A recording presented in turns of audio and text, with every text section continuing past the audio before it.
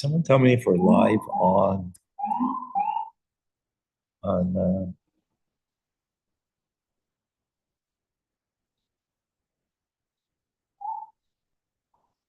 studies. Daily studies. Are we live on YouTube? Yes. We are? I'm sorry, Yes, I didn't catch. We yes, are. Okay, thank you. Okay, welcome folks to Rambam. We're learning the laws of chametz and matzah, chapter 2. We're going to have a brief time.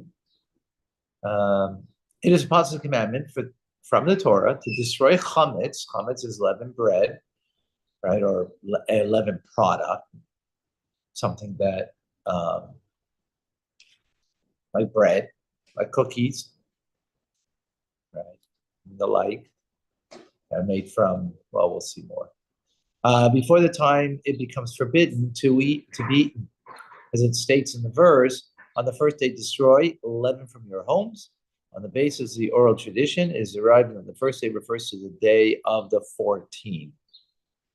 Proof of this matter is in the verse from Torah, do not slaughter the blood of my sacrifice with chametz, do not slaughter the Pesach sacrifice while chametz exists in your possession. The slaughter of the Pesach sacrifice is on the 14th after midday. So it's just proving that it's after midday and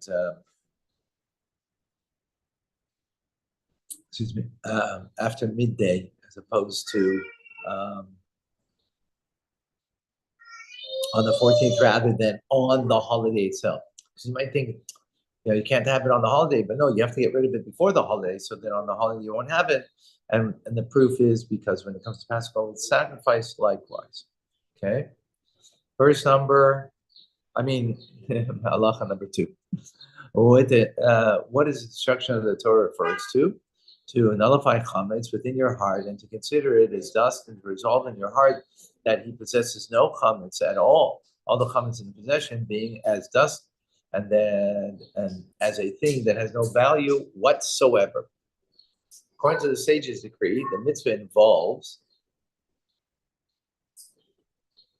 involves searching for chametz in hidden places and any holes within one's house, seeking it and removing it from all of one's domain. Similarly, according to the sage's decree, we must search with the intent to destroy chametz by candlelight at night, at the beginning of the night, the 14th of Nisan. They instituted a search for the time because all people are at home at night. The light of the candle is good for searching. The study session should not be fixed at the end of the 13th of Nisan.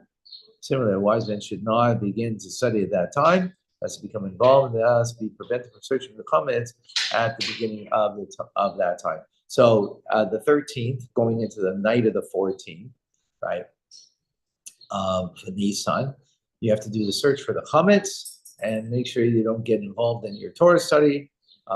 That's why this year, by the way, it was Sunday night was the search of the chametz this year. That's why we didn't have a Torah studies class that evening.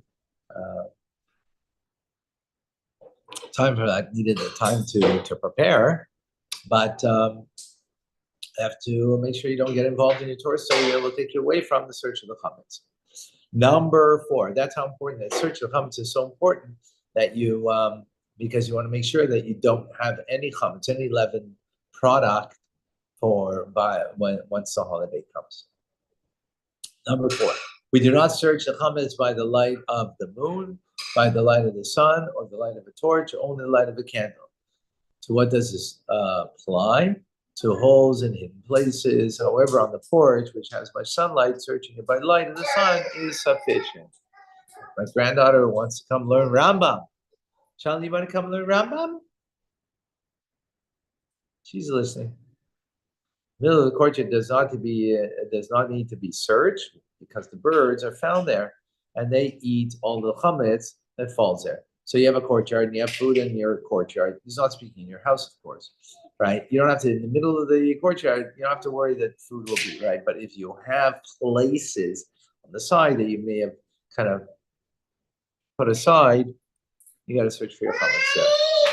Right. A hole in the middle of the wall in the house between the person and the colleague should be searched by both individuals, each searching to the extent that his hand reaches. Afterwards, he must nullify in his heart any chametz in the remaining portion. This applies to the hole in the wall separating two Jewish homes. However, a hole between a home of a Jew and a non-Jew should not be searched, lest the non-Jew, the Gentile, fear that the Jew is casting spells against him, and that is necessary for him to. All that's necessary for him to do is nullify it within his heart. All place where the chametz is brought in does not need to be searched. Any place. So if it's a place of chametz not brought, like if when we have a Passover kitchen, we don't bring any chametz there, so we don't have to search over there, right? But again, used to be that they used to have storage areas in the walls of their home. It's a storage place. So sometimes it would be between two homes, it would be a storage hole that would be seen through, and it would be with the light there of the candle. So the non-Jew might think that you're casting spells. So therefore, don't do it. Just nullify it with your heart.